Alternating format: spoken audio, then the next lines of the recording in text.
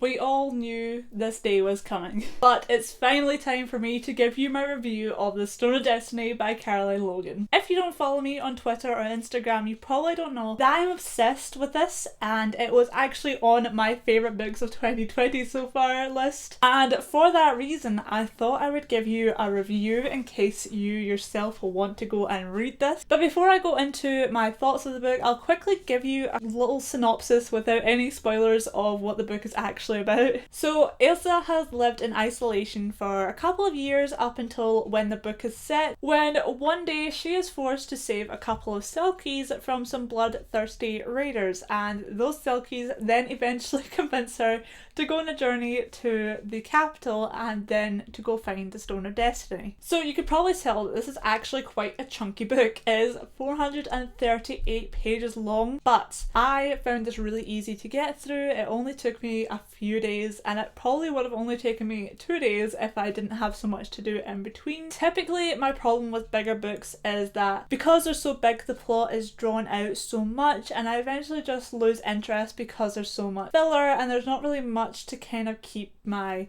interest in reading it. But with this, the plot never lost its intensity, it never lost its excitement, and new things seemed to be happening in every chapter. Although I didn't feel like Caroline Logan was forcing those events into the book to keep the plot interesting, they definitely were needed, and they proved huge benefit in the development of the characters and the overall plot as well. Usually I am a complete plot driven reader. I don't usually tend to care too much about characters, although a good character is always a bonus, and this is a perfect example of a great plot driven book with amazing characters. I am absolutely in love with the trio being the three characters that go on the journey to find the Stone of Destiny. I thought their relationships with each other were just so funny and really well developed and realistic as well. I'm not going to spoil it, but there's also a trope surrounding characters that I don't tend to enjoy too much, but in this book I thought it was so well done and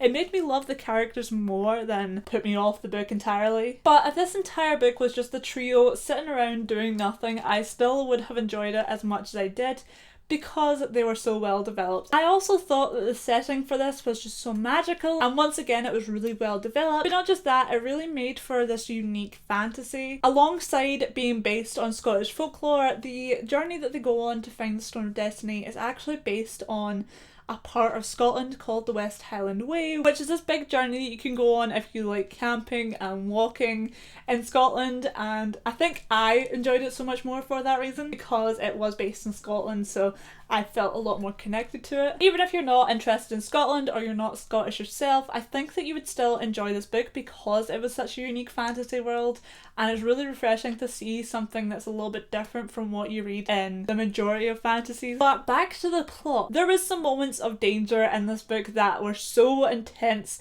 that I found myself really struggling to put it down until I knew everything was going to be okay, if it was going to be okay. Honestly, this book had me on an emotional roller coaster during those moments. But overall, I think this is a really cozy adventure novel, and I've said that before in my favourite books of 2020 so far video, but the reason I've said it's a cozy adventure is because of the characters and the way that they're developed when they aren't doing anything, because there is some moments where they take breaks and you see that, but there's still stuff going on because you're still getting to know the characters.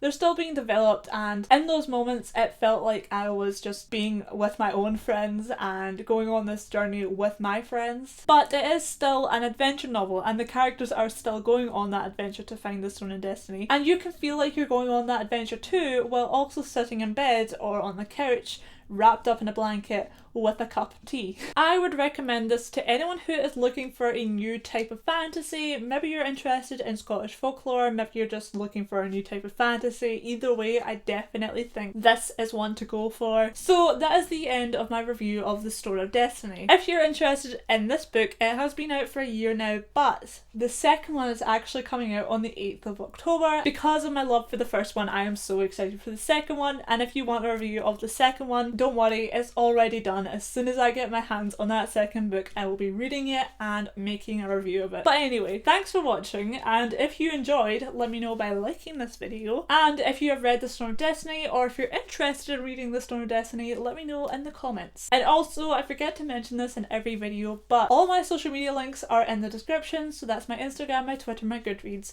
and any information I have on my current book that I have out, which is called Samuel Know It. And if you haven't already, you should subscribe to my channel. I try and post twice a week on a Tuesday and a Thursday. If I'm lucky, it'll be 3 times a week, but just assume 2. But anyway, thanks for watching, and I'll see you soon for another video.